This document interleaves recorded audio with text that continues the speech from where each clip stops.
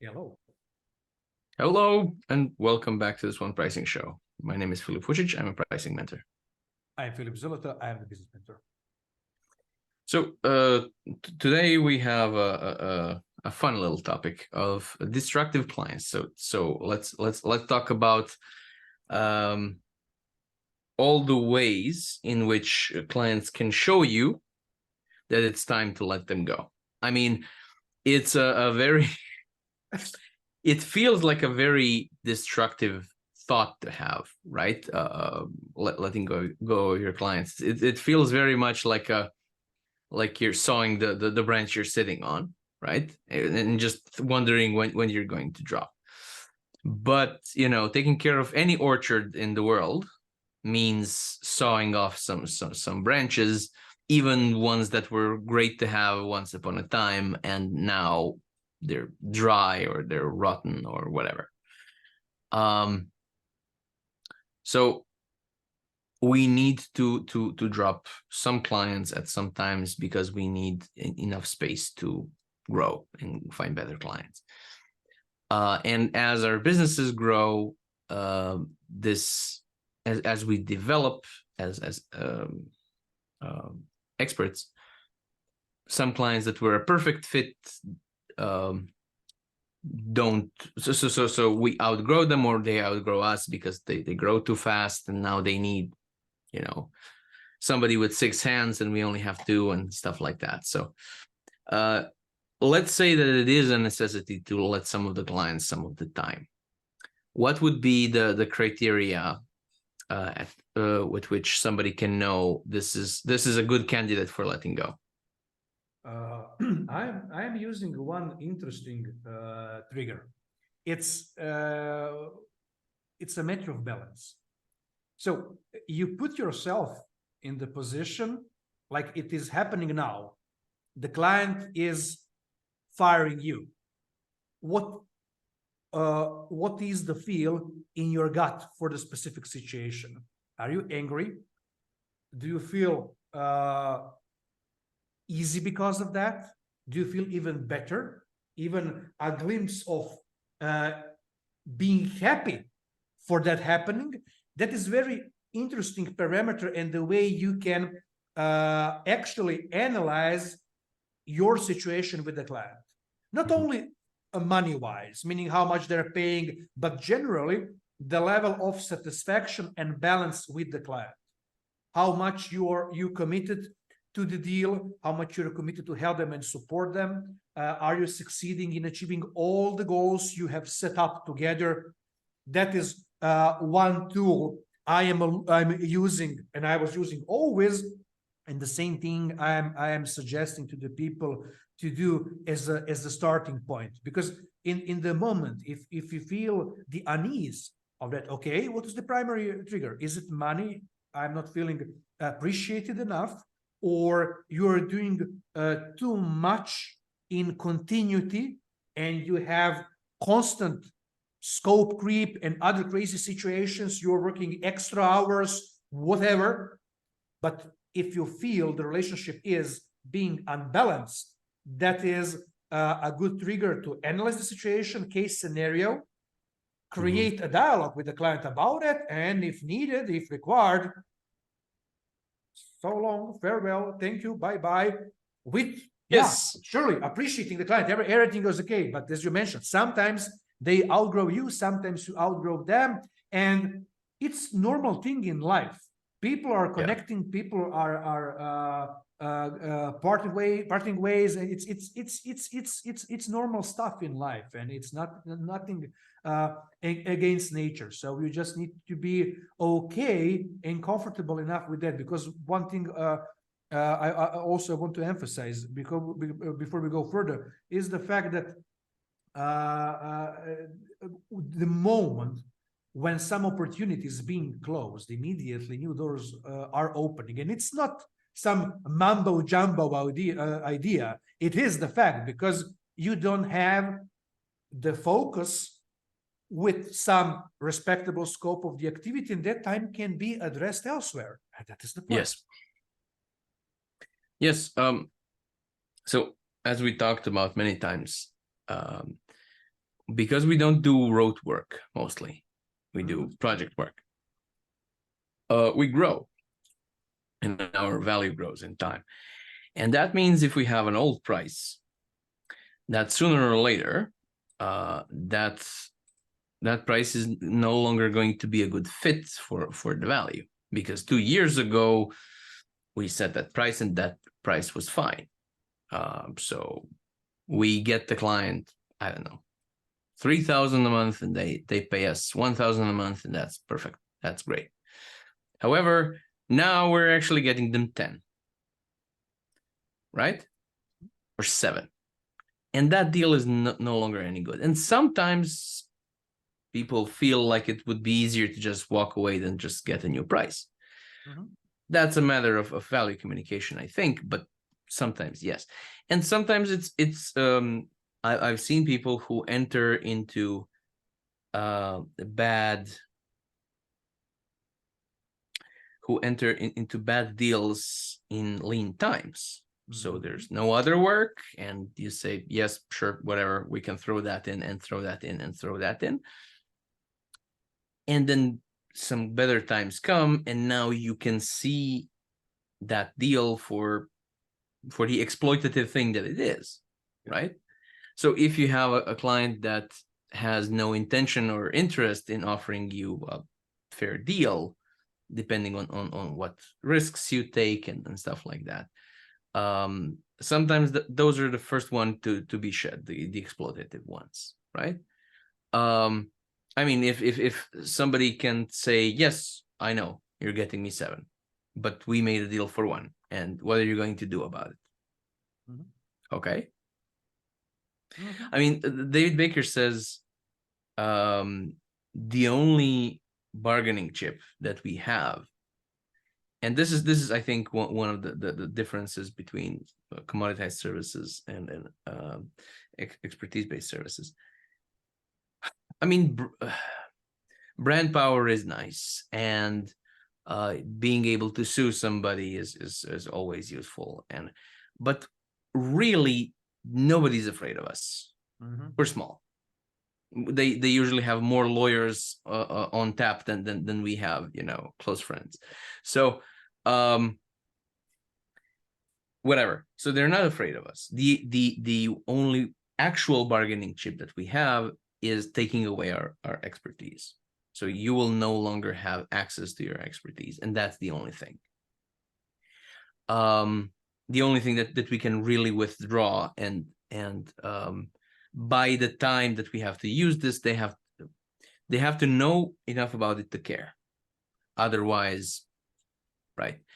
And yes, sometimes you don't have a choice, but then when you do have a choice, it's a good thing to drop the exploitative ones. The second one, which I think you mentioned the third one, but not the second one, and this was my experience: boredom. Somebody is stuck in a rut, and they're happy to pay you to keep them company. They're stuck, right? And they're either unwilling or unable to move from there, and this is not productive. So because of your reputation, and because of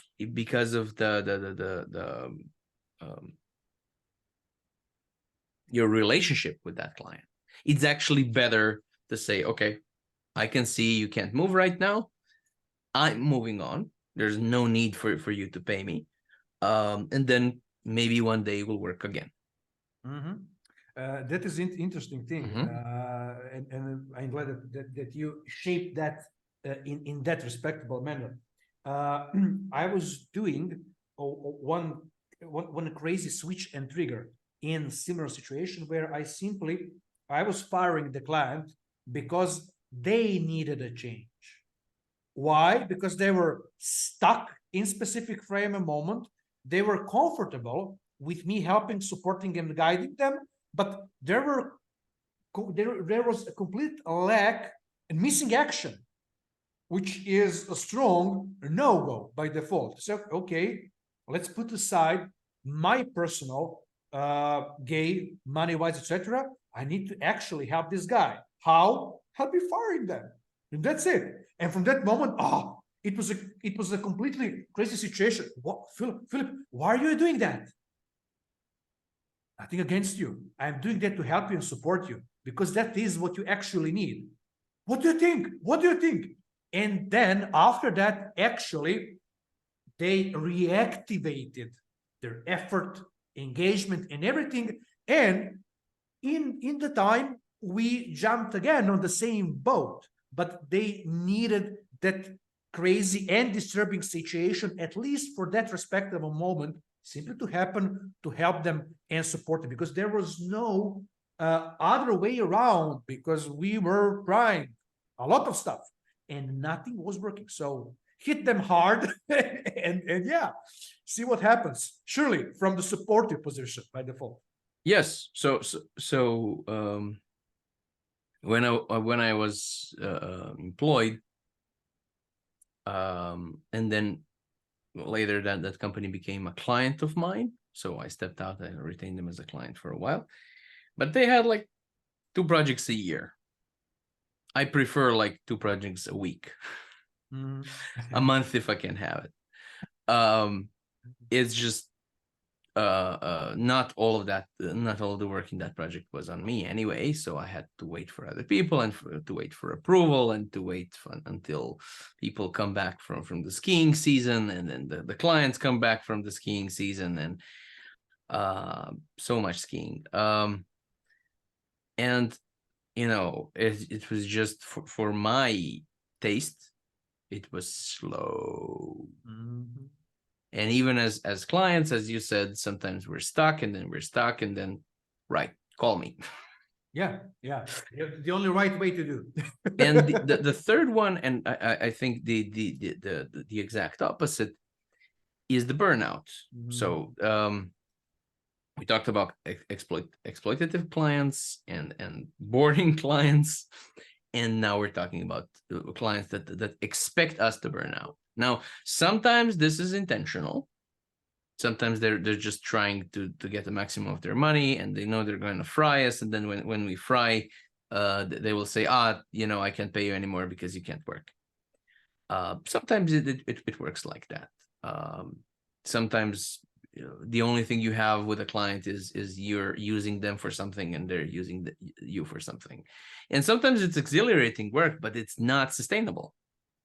It's an unsustainable pace of work, as the Americans say, burning the candle from both sides, not sleeping, and then, you know, traveling a lot and this and that. So they are fine to have to get a financial injection or to get some experience that you otherwise usually wouldn't. But I think those are the ones that free up the most time. I know how I felt when I stopped working with the company altogether. It was like, oh man, there's you know, so there's so much time now. Yeah, because you've been stuck in the system and you don't even know how much time, effort, and energy was drained and poured into that relationship. This is crazy. Yes. So this was I think a typical situation, because they met me in the middle of the financial crisis when I had very little choice but to get employed. So I got employed, and then they knew me as somebody that is fairly cheap. And then I suddenly wasn't. And they paid the price, but in their head, I was still obligated to cover all of that money with, you know, a lot of stuff, a lot of documents, a lot of emails, a lot of, like, they were not paying me, you know, per letter or whatever, but in their mind, I was either doing a lot of things or I was not doing enough. So doing a couple of things that are high value is just not on the map when it comes to working with me. So I can't say I burned out, not really, because like I said, things were slow, but they were keeping me busy. And I understood that perfectly. So I saw this doesn't need doing. This is just so somebody can look at the report and say, yes, this little drone did enough. you know?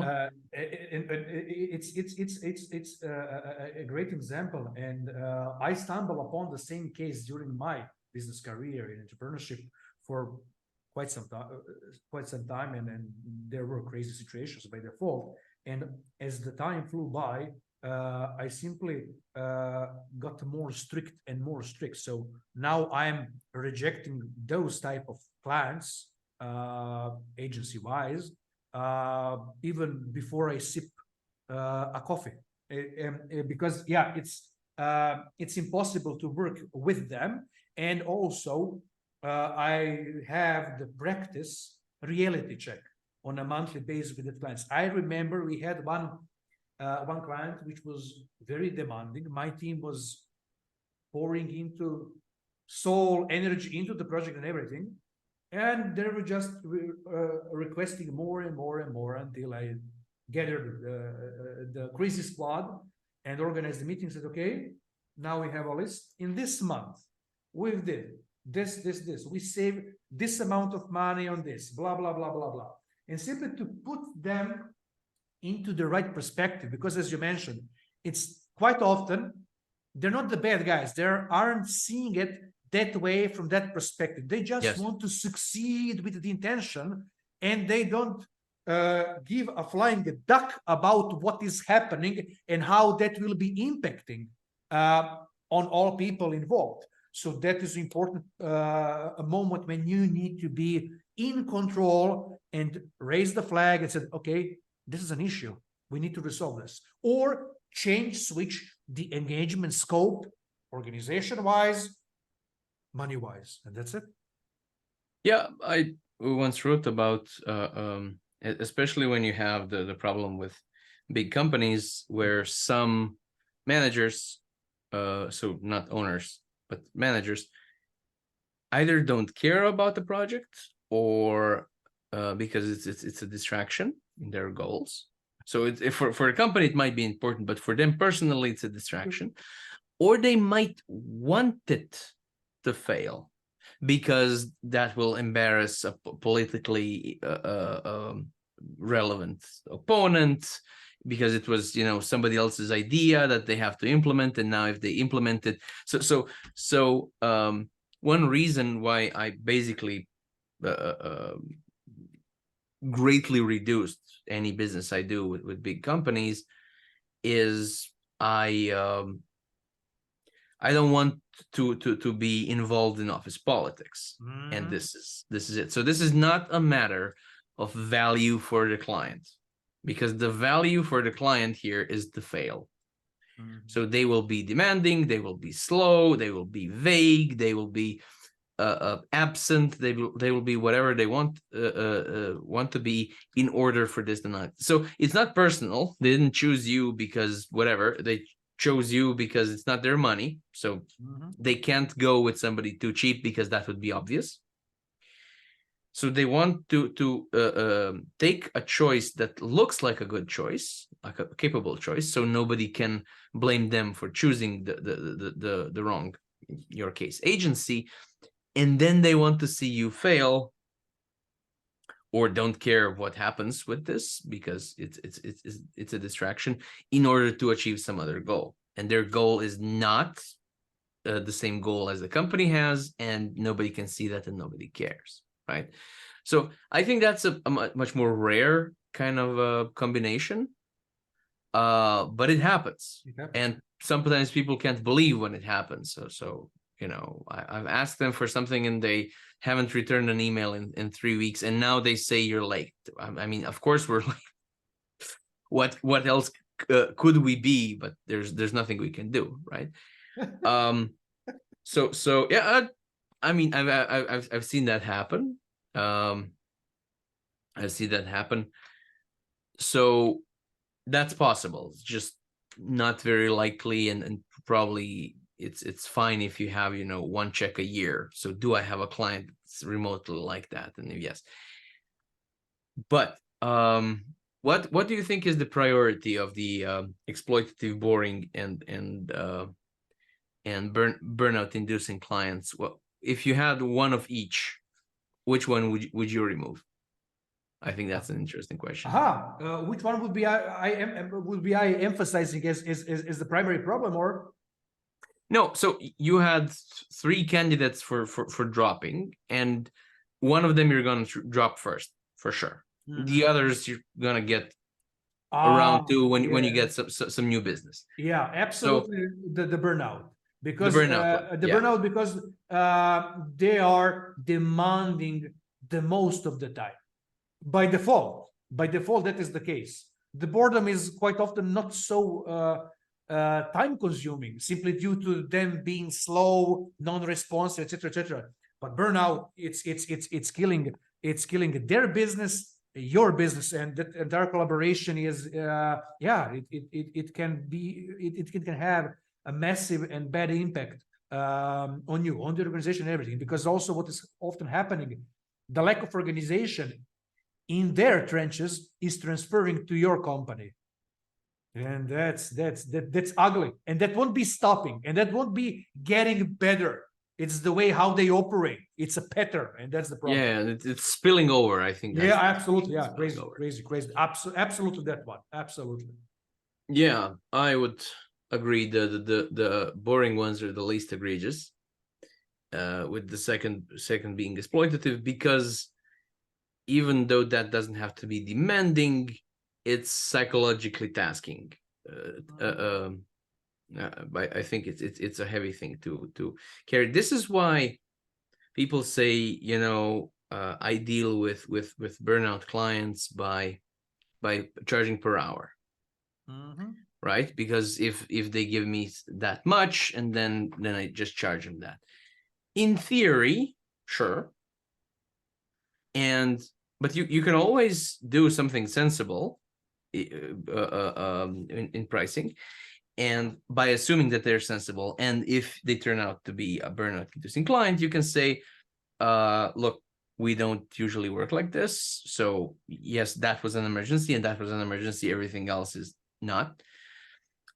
So we can either go our separate ways, or we can get to punitive per hour basis, or everything above this should go to a per hour basis. So you have a per project, and they insist that they also need this and also need that, so that's either a new project, or if they don't want to deal with all of that, now anything extra is punitive per hour. So you can always switch to that.